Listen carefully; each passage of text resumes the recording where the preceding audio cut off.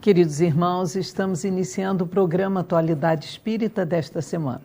Este programa é uma realização do 8º Conselho Espírita de Unificação, que agrega 15 casas espíritas em Nova Friburgo e tem por finalidade a divulgação da doutrina espírita, levando sempre consolo, esclarecimento a todos aqueles que nos assistem.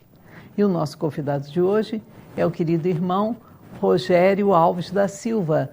Ele é da Associação Espírita Bezerra de Menezes e é também o presidente do Lar Abrigo Amor a Jesus, aquela casa linda, maravilhosa, que abriga tantos idosos lá no bairro de Lagoinha.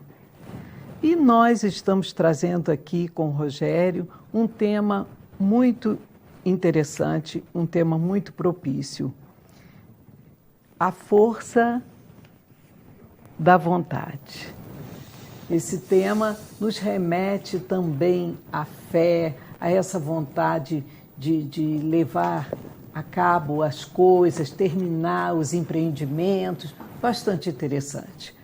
Rogério, é sempre um prazer receber você aqui no nosso programa. Agradecemos muito sua presença, você tão ocupado, mas sempre dando um tempinho para a divulgação da doutrina espírita. Eu que agradeço, Cátia. Eu agradeço sempre a possibilidade, a oportunidade de falar, principalmente sobre a doutrina espírita. Isso é muito importante, é sempre um prazer estar aqui.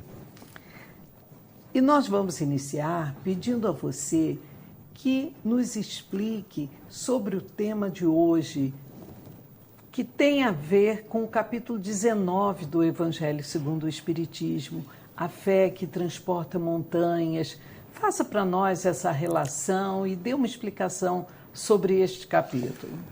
Cátia, nós sugerimos a importância, né, a força da vontade, não a força de vontade, mas a força da vontade, porque nesse capítulo 19 do Evangelho segundo o Espiritismo, ele poderia ter vários outros nomes, né, a não ser a fé que transporta montanha ou a fé transporta montanhas. Porque ele trabalha especificamente esse processo de nós trabalharmos a nossa fé, a nossa vontade realmente, a fé no que diz respeito e no que tange a termos realmente a disposição. Né? Por isso a proposta de nós trabalharmos a força da fé, essa força de você transformar a força da fé na força da vontade, né? A força de realizar, como você disse, levar realmente os nossos empreendimentos, os nossos planos, os nossos projetos a serem realizados realmente, a sentir Exato. Prazer nesse processo. E esse capítulo ele traz uma conclamação, podemos dizer assim, uma conclamação realmente a esta autoconfiança, a essa fé que nós devemos desenvolver em nós. E que montanhas são essas? A fé que transporta, que move montanhas. Montanhas de quê? Kátia, nós acabamos construindo ou assumindo algumas montanhas sociais, né?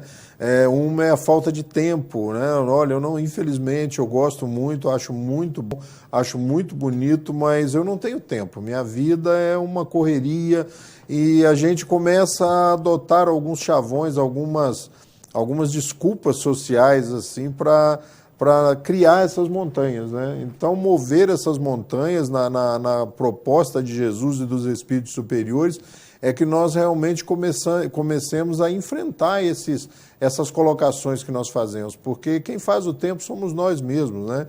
E essas montanhas que nós trabalhamos é esse desânimo, é essa falta de confiança realmente, esses empecilhos que vão aparecendo e que nós não enfrentamos, nós simplesmente deixamos que eles nos impeçam de realizar, nos impeçam de fazer aquilo que nós desejamos, aquilo que nós sonhamos, aquilo que nós almejamos, né? Nós somos naturalmente seres idealistas. Nós temos os nossos ideais, as nossas vontades e muitas vezes permitimos que a vida se nos coloque como um empecilho em alguns momentos e acabamos cedendo e não realizando. Nesse capítulo 19, né, do Evangelho segundo o Espiritismo, Jesus nos fala e exemplifica mesmo, né, o poder da fé ao curar aquele menino que é trazido, né, pelos seus irmãos, pelo pai mesmo também, que... Fale-nos um pouquinho dessa passagem, que é uma passagem tão ali rica de fé, né? Esse capítulo, ele tem uma estrutura, depois que você se fica mais familiarizado com ele tem uma estrutura crescente, uma estrutura na intenção de nos entusiasmar, de nos conclamar, de construir em nós essa fé aos poucos. Então ele começa com o poder da fé, quando aquele pai traz a criança, né, obsediada ou dominada por espíritos impuros, espíritos ainda não esclarecidos, e ele diz a Jesus, olha, me ajuda, porque eu já levei ele aos seus trabalhadores, aos seus prepostos aí, eles não conseguiram. Então Jesus manda que venha a criança e dá uma ordem. Uma simples ordem àquele espírito e aquele espírito se afasta da criança. E os apóstolos, os seus prepostos ali, vêm a ele depois em reservado, né? E dizem, Senhor, mas por que nós não conseguimos? E aí ele diz que por pouca fé ou pela sua incredulidade. Ou seja, será que Jesus falava da fé em Deus? Não, aqueles homens eram homens ligados a Deus, tanto é que estavam ali ao lado de Jesus. Mas ele falava da fé, da incredulidade neles mesmos, né? Quando nós fazemos, às vezes, e fazemos nas nossas vidas, né? Não, deixa que eu vou fazer. E deixamos para lá. Ou então falamos de forma vacilante, de forma não firme, de forma a não colocar na nossa própria fala a energia necessária. O que Jesus diz para eles naquele momento é que eles ainda não tinham a firmeza, a certeza, a convicção na capacidade pessoal de cada um deles. É dessa fé que Jesus fala. Até porque eu levanto, Kátia, durante o estudo desse capítulo, uma possibilidade muito grande. Jesus não fala e não nos conclama em nenhum momento a ter fé em Deus. Porque ele sabe que essa fé, essa certeza de um gerenciamento, de uma força maior, ela é inerente ao espírito humano. O que ele trabalha o tempo todo naqueles que estavam ao seu lado e através do seu messianato, da sua palavra, é a conclamação da fé pessoal, na fé em nós mesmos, na fé que nós temos que ter, porque nós somos aqueles que vão trabalhar e que vão fazer, e que vamos construir e vamos implantar o reino de Deus na terra. Jesus então diz a eles que eles ainda não têm a fé. Eles ainda não têm a fé, mas a fé na força, na palavra. E ali os Espíritos nos chamam a atenção, que nessa passagem, aí sim, está a ascendência moral, né? Diz respeito à fé moral, aquela fé de falar com convicção, com determinação, confiante em Deus e no seu potencial. Então, e foi essa falta de confiança em si, essa falta de fé em si mesmos, né, que fez com que os discípulos não conseguissem afastar aquele espírito, né, que momentaneamente assolava ou dificultava a vida daquela criança num processo que nós sabemos hoje espíritas, num processo obsessivo. Então a força moral, a ascendência moral, a presença, a disposição de Jesus fez com que aquele espírito se afastasse imediatamente. O que faltava neles, naqueles apóstolos, naqueles prepostos, faltava naquele momento, mas ele diz que vocês ainda vão conseguir ter.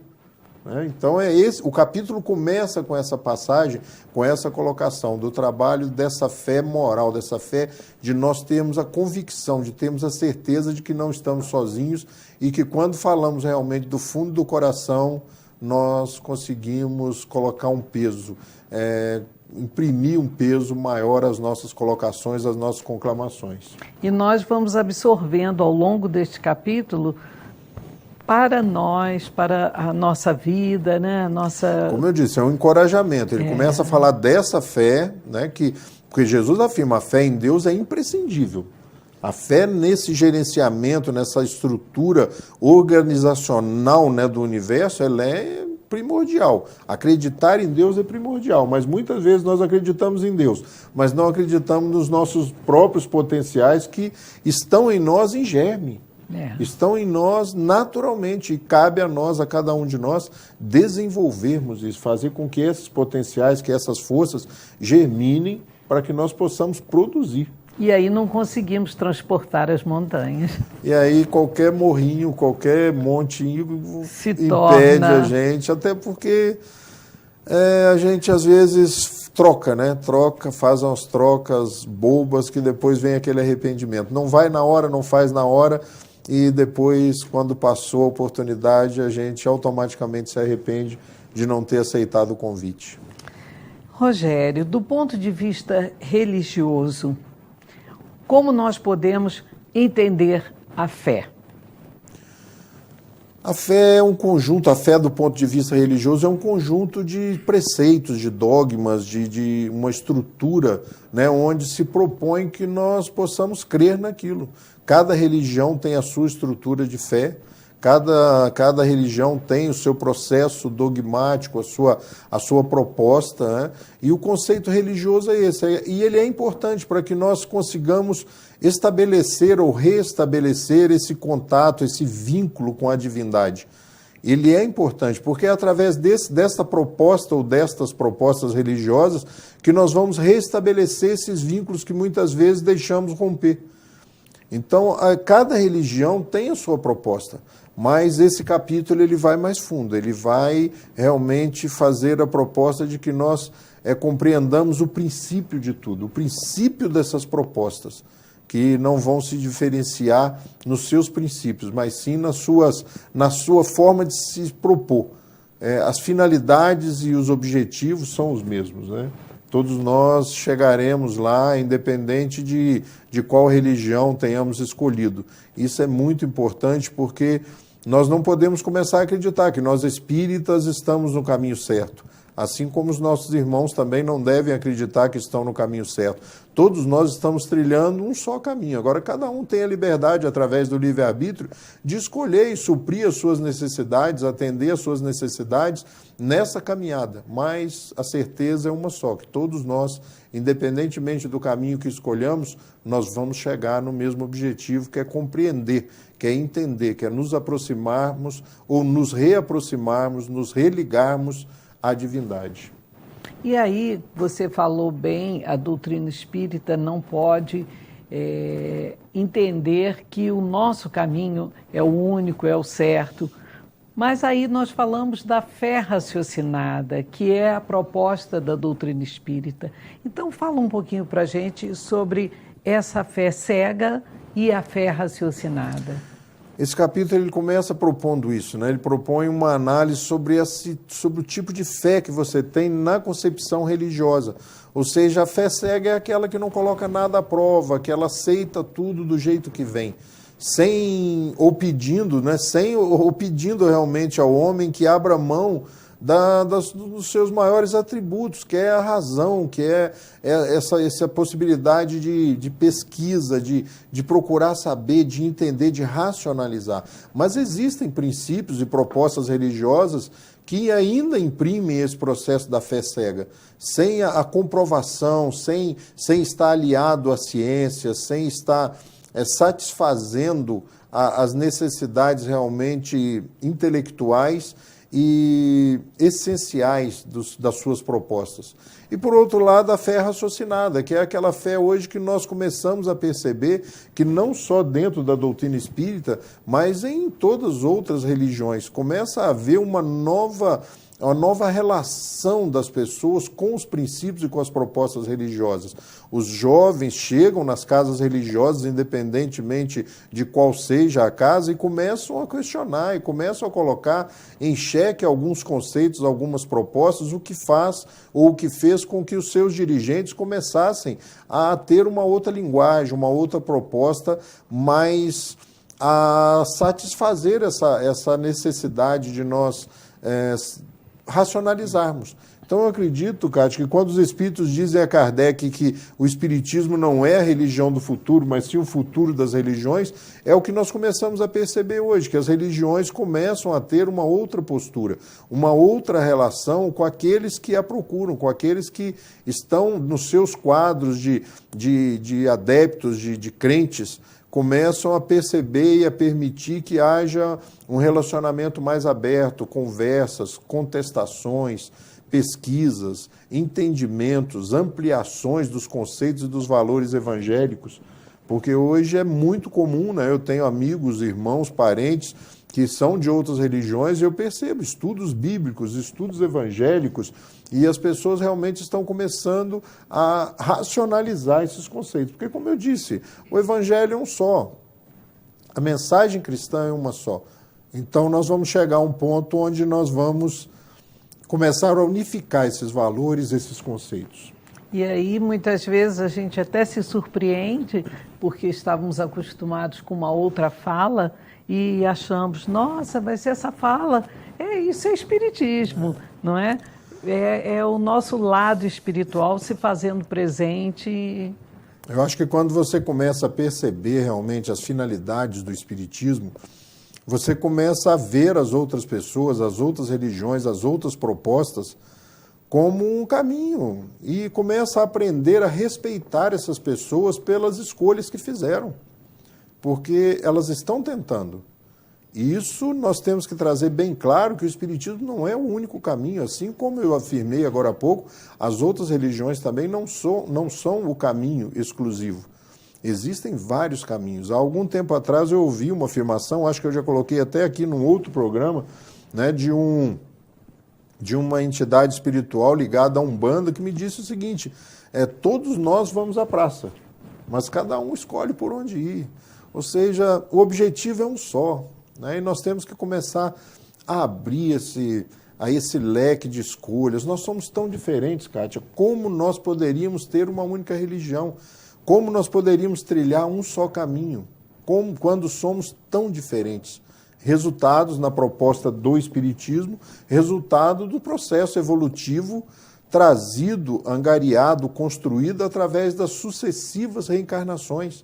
A única proposta realmente que os espíritos enfatizam e dizem para que nós espíritas trabalhássemos e levássemos isso para fora da casa espírita, para as outras pessoas, é o dogma da reencarnação, é esse princípio da reencarnação. Porque quando assimilado, quando incorporado, quando aceito, o ser humano se transforma, porque ele começa a perceber que ele é resultado das suas experiências, vive hoje consequências dos seus próprios atos, mas consoladoramente pode estabelecer o futuro. Pode construir, escrever e escolher o seu futuro.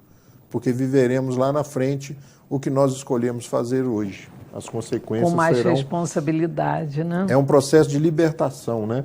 E o conceito de reencarnação fugiu do centro espírita. Fugiu há muitos anos do centro espírita. É muito comum, e os amigos que estão assistindo sabem disso, nós ouvimos pessoas que não são reencarnacionistas, numa conversa comum, no meio social, dizerem, na outra vida eu devo ter sido... Mas como? O que é isso? Mas na próxima vida eu quero... Como na próxima vida? Se a sua religião... Ou seja, todas as religiões e o processo racional, ele está fazendo com que nós compreendamos que é a possibilidade, é uma possibilidade muito lógica de que nós só podemos ser resultados das nossas outras experiências reencarnatórias ou deveremos admitir que Deus não sabe fazer gente, porque ele não consegue fazer dois iguais, nem mesmo quando são irmãos gêmeos, né? Os temperamentos, as escolhas, o ser espiritual é diferente. Os corpos únicos, se parecem, né? Mas os espíritos são diferentes. Rogério, nesse capítulo 19, nós encontramos lá que a fé não se impõe. Como é que nós devemos proceder para conquistar a fé? Muitas vezes queremos que as pessoas acreditem naquilo que nós acreditamos. Muitas vezes queremos para o próprio bem daquelas pessoas porque achamos que as nossas escolhas são as escolhas certas e mais corretas. mas a fé está disponível a todos, né? Os espíritos superiores, os amigos espirituais dizem, né, nesse capítulo, que nós devemos observar a vida, trabalhar esses valores, permitir que a vida nos mostre a necessidade e a nossa capacidade. Essa relação com Deus é a relação com nós mesmos. A fé não se impõe porque ela é muito íntima, ela é muito profunda. Nós encontramos pessoas que não são religiosas, que não têm ligação ou vínculo nenhum com nenhuma religião, e, no entanto, são pessoas que têm fé. São pessoas que imprimem e trazem a característica de pessoas que confiam neles, que confiam numa força maior, numa estrutura organizadora maior. Ou seja, ela é conquistada intimamente através dessa experiência maravilhosa que é viver. Nós devemos deixar que a vida proponha para as pessoas essa condição de crescer, de fazer, de construir a sua fé. Nós construímos a nossa fé. Nós nos fortalecemos e nos tornamos altamente confiantes, e Jesus espera que nós sejamos confiantes, para que não seja necessário a ele, como no caso do menino, ele mesmo ter que vir resolver o problema, um problema que nós sabemos que nós temos condições de resolver quando estudamos e quando falamos em seu nome com convicção e com fé. E ele já nos disse isso, né? Que nós temos essa capacidade. Vós sois deuses, vós sois o sal da terra. Farão coisas iguais às que eu faço ou ainda maiores. Ele não ia brincar com a gente, né? Não. Rogério, nesse capítulo muito rico, como você disse, nós encontramos também a parábola da figueira seca, que às vezes é até assim de uma compreensão um pouco difícil, né? Eu queria saber que você nos passasse aqui qual o ensinamento que Jesus nos traz com essa parábola, o que ele quis que nós absorvêssemos aí. A gente vê que Jesus sabia que não era época de figo. Então Jesus passa pela figueira e resolve ensinar mais uma vez. Ele vai até a planta robusta, cheia de folhas, com muito vigor, com muita vida. Ele vai e não encontra os frutos, mas a própria parábola, a própria história diz, por não ser tempo de figo. Ele sabia, Jesus sabia que não era tempo de figo, mas ele vai lá, né? E quando ele diz, né, que ninguém coma dos seus frutos, ele dá uma lição, porque no outro dia, quando voltam, a figueira estava seca. E Pedro, mais íntimo, mais próximo de Jesus, se aproxima dele e diz assim, a figueira que o senhor amaldiçoou ontem, e no Evangelho está aí, que você amaldiçoou ontem. E aí Jesus diz para ele, né, em verdade vos digo que quando tiveres fé, vocês farão coisas muito grandes, mas que usarem a sua fé do fundo do coração, com convicção. Ele enfatiza, ele reitera, né, com certeza, com firmeza, vocês conseguirão fazer as mesmas coisas. E aí os espíritos superiores nos dizem que a figueira simboliza aquele que tem toda a capacidade, toda a condição de fazer e não faz. Não faz. Todo o potencial, né? Toda a força está revestido de energia, de potencial, de capacidade e declina do convite. Essa é a grande simbologia da figueira que Jesus seca. E ali está implícito ali a força magnética, né? Ali ele mostra a capacidade magnética que Jesus tinha, que ao dizer a figueira, ele consegue secá-la. Né? E aí, na continuidade do programa, nós vamos falar um pouco desse magnetismo, porque Jesus realizava tudo isso e dava todas essas lições através do processo, utilizando o seu magnetismo pessoal, o seu magnetismo de ser humano, né? A energia vital que ele usava. E nós conseguimos fazer coisas muito semelhantes, né? Porque nós conhecemos lá o seca-pimenteira, né? Aquele que olha para uma planta e diz, que linda a samambaia da senhora, e no outro dia a samambaia não tem folhas, ou seja, é a mesma energia. É verdade. Nós temos esses potenciais, nós temos essa força, o que nos falta é saber usá-la, é confiar em saber usá-la de forma benéfica, porque a mesma energia que secou a figueira é a mesma energia que cura. muda o direcionamento. Rogério, nós estamos encerrando aqui o primeiro bloco do nosso programa de hoje e já estou ansiosa para voltarmos, porque a continuidade com essa parábola da figueira nos trazendo esse magnetismo aqui também como uma exemplificação do nosso potencial, abordaremos no segundo bloco. Meus queridos irmãos, estamos indo a um breve intervalo comercial e retornaremos logo a seguir com o nosso irmão Rogério nos trazendo a força da vontade. Até já!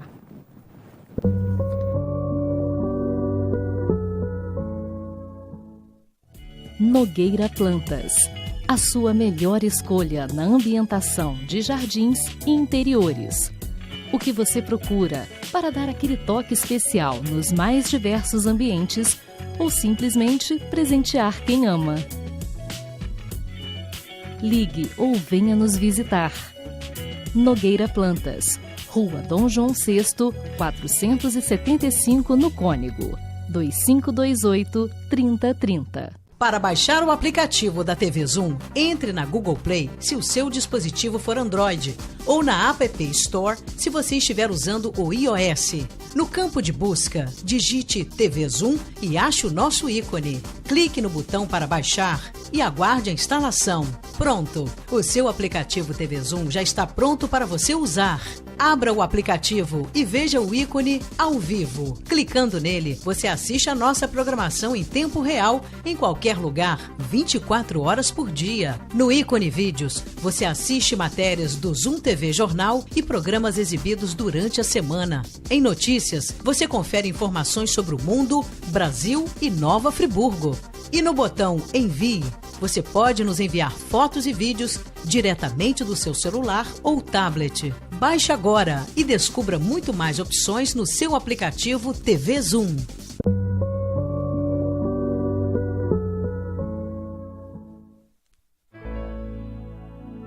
Espíritas, amai-vos, eis o primeiro ensinamento. Instruí-vos, eis o segundo. Meus queridos irmãos, estamos iniciando o segundo bloco do programa Atualidade Espírita de hoje, recebendo aqui o nosso irmão Rogério Alves da Silva, que é presidente do LAGE, Lar Abrigo Amor a Jesus. E ele está nos trazendo o tema A Força da Fé.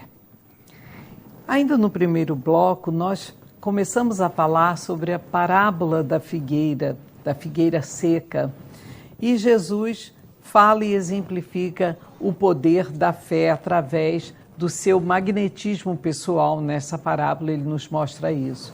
Como se explica a ação magnética na fé? Rogério, fala para a gente um pouco sobre esse assunto. Kátia, eu até gostaria de ler, agora eu estou começando a andar com o Evangelho, porque às vezes quando a gente fala de magnetismo as pessoas ficam meio assustadas e começam a acreditar, ou podem acreditar até que não tem, né?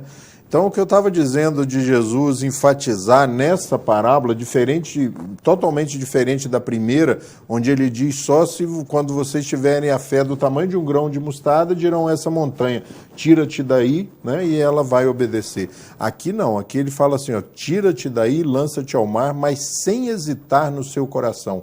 Crente, ao contrário, firmemente, de que tudo o que houver dito acontecerá, verá aqui, com efeito, acontece. Aqui é diferente, aqui ele enfatiza, aqui ele conclama para que nós confiemos no que nós estamos dizendo, no que nós estamos fazendo, porque nós, muitas vezes, transferimos aquilo que nos cabe, nós transferimos a responsabilidade daquilo que nos cabe. Os amigos espirituais, Jesus, ou seja, quem for, né, faz a parte deles, e fazem bem feito. Mas nós temos que fazer a nossa parte. Se nós não acreditamos, ou se nós não acreditarmos nos nossos potenciais, como vamos fazer? Então Jesus aproveita e dá esse ensinamento através da figueira. Se você tem todas as condições para fazer, se você tem esse potencial que todos nós temos, por que não desenvolvê-lo? Por que não colocá-lo à disposição das outras pessoas que precisam? Por que não utilizá-lo para aliviar as dores? Por que não tentar curar? Por que não curar? Por que não ser mais atrevido realmente, aventurar-se mais positivamente nesse processo? Por que não fazer? E é interessante essa questão do magnetismo, porque as casas que aplicam passes nas casas espíritas estão fazendo magnetismo. O que elas ainda não se aperceberam é que o passe e o magnetismo são uma coisa só. O que muda é a intensidade, é a intenção, é o conhecimento, é a disposição daquele que está precisando, né? O magnetismo ele é direcionado mais especificamente para aquelas pessoas que estão doentes, aquela força realmente que nós trazemos em nós, aquela força que nós temos o poder, e a natureza nos mostra como isso é real, né? A criança vem lá de fora, machucada, caiu da bicicleta, bateu a canela em algum lugar, e como dói a canela, né? Nossa. E ele vem desesperado, como quem vê de longe pensa que ele quebrou a perna. Mas ele vem correndo, então não é verdade. E a mãe simplesmente coloca a mão em cima, esfrega, passou a dor. Dá até um beijinho. Se der beijo, então, é instantâneo. Parou a dor. O que é isso? Magnetismo. A mãe está movida naquele momento, empiricamente, pelo sentimento maior que é o amor. Naquele momento, ela dispersou as energias concentradas ali através do seu magnetismo. Tirou a dor. Nós trazemos isso em nós. Por que não colocar à disposição das pessoas? O que Jesus quer mostrar naquele momento é a força que nós trazemos, a força que nós temos em nós, mas precisamos desenvolvê-la, precisamos colocá-la a serviço do bem. Essa é a grande conclamação. Temos a força, temos o potencial, como a figueira tinha naquele momento, todas as características para produzir o fruto, mas não produziu.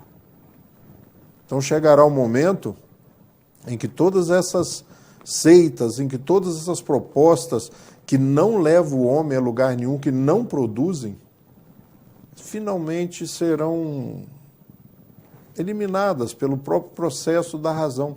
As pessoas irão rejeitá-las, porque não acrescentam, porque não propõem, porque não dão oportunidade ao ser humano de viver essa vida coletiva, essa vida de fazer pelo outro, né? Nós começamos a pagar pelos serviços, né? Nós pagamos para que limpem as ruas das nossas casas, para que limpem os jardins das nossas casas, e nós com isso paramos de conviver com as pessoas. Eu trabalhei numa propriedade rural durante a minha juventude, e era muito interessante um dia que todos os colonos, nós tínhamos cerca de 20 colonos nessa propriedade, e os colonos davam um dia para casa, era o dia da turma, era o dia da casa. Todos os colonos vinham e trabalhavam um dia de graça para a propriedade, ou seja, para o trabalho coletivo, para limpar as ruas, para desentupir a rede de esgoto, para roçar as beiras das ruas, para arrumar, tapar os buracos das ruas, que todo mundo usava coletivamente. Nós fomos perdendo isso, né? Quando a gente reclama de que não estão fazendo, nós deveríamos experimentar e fazer, né? Se a saúde não funciona, deveríamos empreender esforço para isso. Se a rua não está sendo limpa, deveríamos empreender esforço para isso, para que nós voltássemos a viver essa vida gregária, saímos do nosso eu, saímos do nosso círculo de egoísmo, de individualidade, desse processo equivocado de estamos pagando para que seja feito, e fazermos com as nossas próprias mãos. Essa era a conclamação de Jesus, que nós realmente convivêssemos e vivêssemos com as pessoas, interagindo, né? Interagindo, dando e recebendo o tempo todo. Essa proposta desse capítulo 19 é isso, é que nós realmente nos transformemos no verbo, na ação divina. Façamos a nossa parte. A parte material depende de nós. E a fé, ela desperta todos os instintos nobres que existem dentro de nós, né? Encaminha o homem para o bem. Por isso é que a fé se chama a virtude mãe, né? É a mãe da esperança, é a mãe da caridade, é a virtude maior. Explique para nós como isso acontece, essa fé humana, essa fé divina, como é isso? Nesse capítulo existem duas instruções dos Espíritos, né? E uma é essa fé, mãe da caridade, esse quando você se envolve nesse processo, quando você realmente começa a ter fé e começa a trabalhar e começa a se aliar e a se vincular a essa corrente do bem, você começa a mudar, você começa a se transformar, você começa a ver que muitas vezes os seus valores, os seus projetos estão equivocados. Você começa a ter prazer no prazer e no bem-estar do outro. Por isso ela é mãe da caridade, mãe de todas as grandes virtudes, porque você começa a ser parceiro de Jesus, você começa a ser parceiro dessa ação benéfica, você começa a ser o trabalhador, aquele que faz o que os amigos espirituais, no nosso caso de espíritas, não podem fazer. E aí você envolvido nisso, esses outros sentimentos começam a aflorar, começam a vir à tona e você começa, sem ser piegas, a ficar mais humano, a ficar mais sensível, a ter um feeling, uma sensibilidade maior de perceber onde você pode ser útil e começa a não se furtar, começa a não se permitir declinar do convite de fazer o que nós temos capacidade e estamos para fazer. E o magnetismo é uma das maiores provas da fé posta em ação ali, na prática? É o que os espíritos dizem, né? Os espíritos superiores nos dizem ali, o magnetismo é a maior prova da fé colocada em ação. Porque ali nós acreditamos que nós somos capazes. Ali, quando nós colocamos a mão, quando nós impomos as mãos, nós estamos acreditando que nós vamos poder ser útil. E os espíritos trazem essa colocação, fazendo com que o magnetismo esteja inserido no espiritismo. Ou seja, olha só a afirmação que os espíritos fazem. O magnetismo é a maior prova da ação, da fé colocada em ação. Ou seja, é muito forte essa colocação.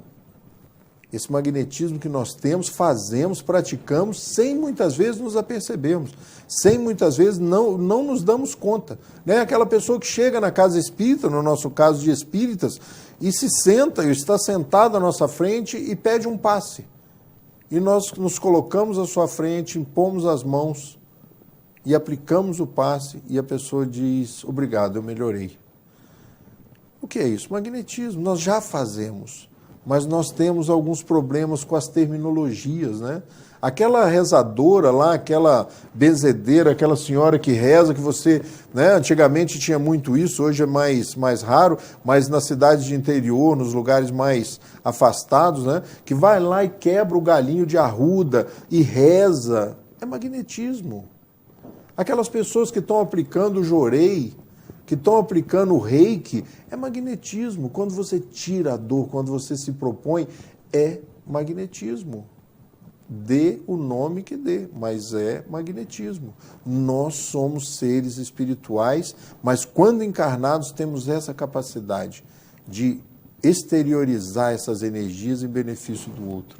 E encontramos essa afirmativa nesse capítulo 9, né? Que é uma das maiores provas, o magnetismo. A maior prova, né, de fé é o uso do magnetismo, porque ali realmente a fé se apresenta, a fé se coloca realmente como um processo incontestável. Rogério, e você como presidente do Laje, Lar Abrigo Amor a Jesus, aquela casa maravilhosa, abençoada, lá em Lagoinha, que abriga 80 idosos, fale-nos um pouquinho da fé que existe ali nas pessoas que levam aquela instituição avante ali sob a sua liderança, já que ela é a mãe da esperança, já que ela é a mãe da caridade, isso tudo está lá no Laje. Fala um pouquinho. Nós vamos ver no Laje hoje, Kátia, sem, né, falsa modéstia, a concretização do que esse capítulo traz. Nós vemos tantas pessoas envolvidas na construção daquele abrigo, na reconstrução daquela casa, onde tudo começa a dar certo. Às vezes nós nos assustamos, porque a vida começa a conspirar a favor, sabe? Tudo começa a encaixar. Nós tivemos algumas situações críticas, financeiras, administrativas, e tudo começa a dar certo, tudo começa a se ajustar. Ou seja, quando você acredita, quando você se propõe, quando você realmente se coloca à disposição, as coisas começam a dar certo, porque as outras pessoas começam a comprar isso, começam a se contagiar por esse processo de ânimo, de entusiasmo, de crença, de fé, de vontade de fazer. Isso é o que nós vivemos hoje no Laje.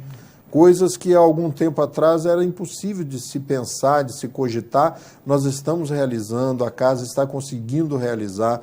E essa liderança ela foi dissolvida também, né? Hoje não existe uma liderança que puxa, ela se dissolveu pelos departamentos. Hoje os departamentos têm vida própria e eles começam a funcionar, e a intenção nossa é essa realmente, de fazer com que esse processo de confiança, de fé administrativa e de realização seja um valor do grupo, não um valor de uma pessoa, porque nós não podemos construir uma instituição ou qualquer obra baseada na presença de uma pessoa.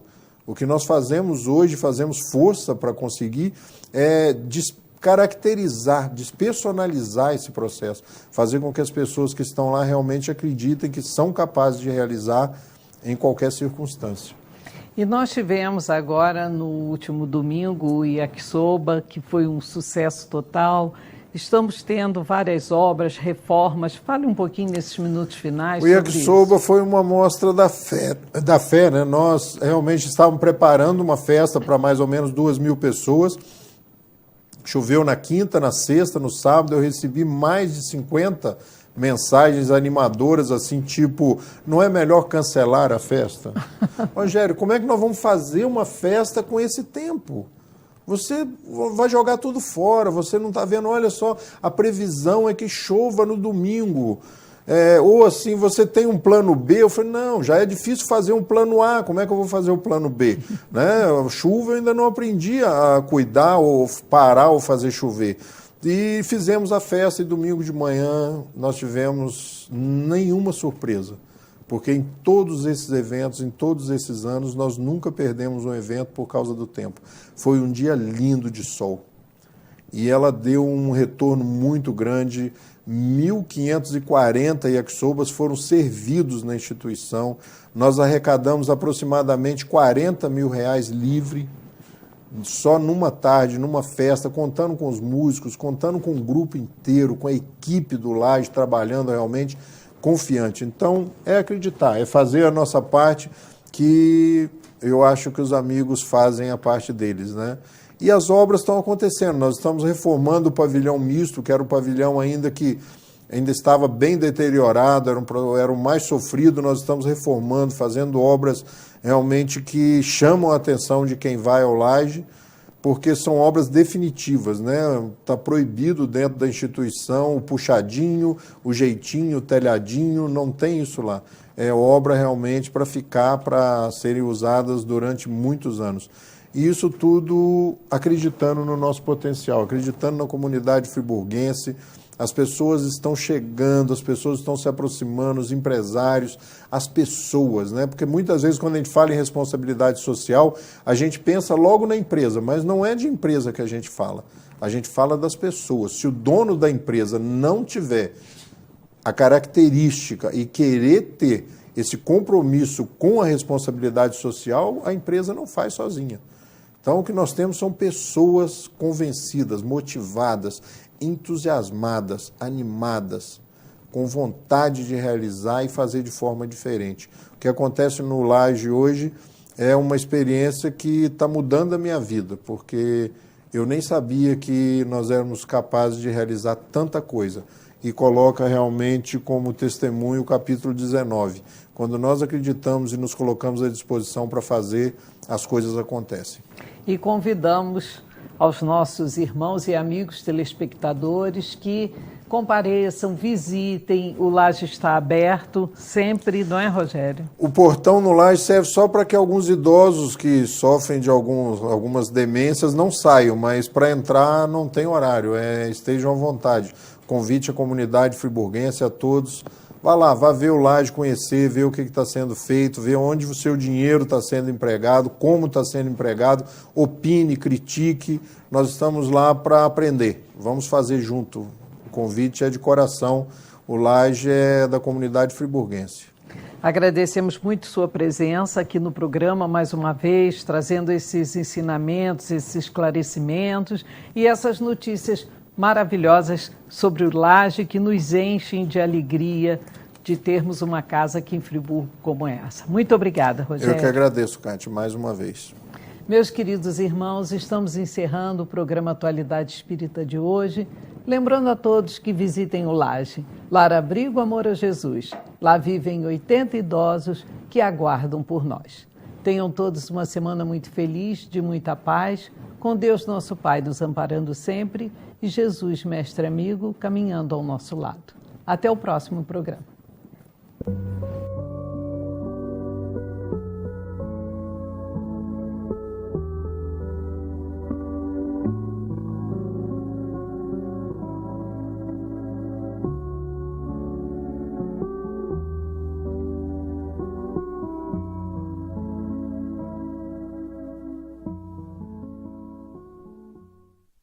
Este e outros programas você assiste no aplicativo TV Zoom.